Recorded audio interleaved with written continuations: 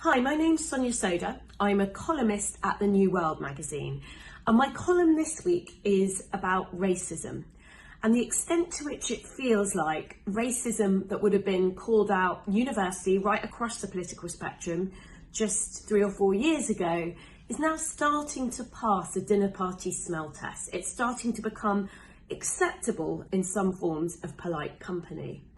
And what I mean by this is I think there's always been, on some parts of the right, an anti-immigrant sentiment, so blaming immigrants quite unfairly for things like difficulties getting a GP appointment or lack of housing.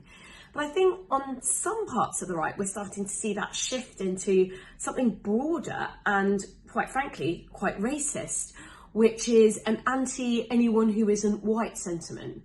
And there have been a few MPs recently who've been revealed to have said things or who've openly said things that I think could fall into this category. So we saw Robert Jenrick earlier this year talking about an area of Birmingham saying it's totally lacking in integration, because he didn't see a white face in 90 minutes. You have the Conservative backbencher Katie Lamb talking about the need to deport people who have settled here legally. She didn't say who, and she associated that with a more culturally coherent country.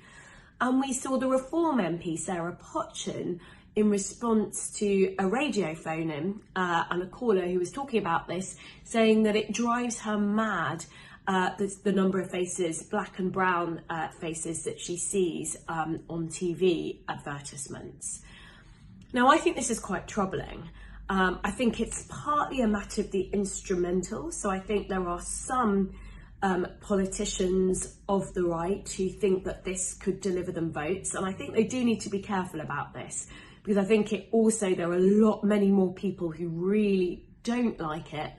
And for example, if you're Reform, it could actually end up motivating an anti-reform progressive coalition to come out and vote tactically to keep you out, as we saw in the recent Caerphilly by-election. But I don't think it's just instrumental. I think there are some MPs who spend a lot of time online. There are a number of belief systems online that sort of really occupy people on the right who are very online.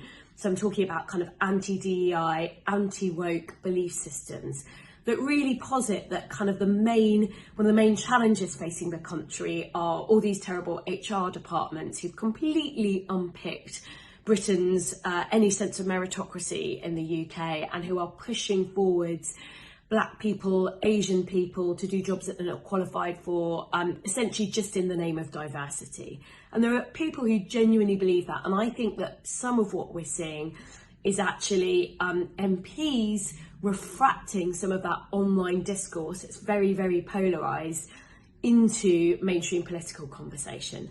I think it's very worrying. I think it's shifting the Overton window on racism. I think it risks making things acceptable to say that simply weren't 5 years ago. It risks taking us backwards on racism and racist discourse.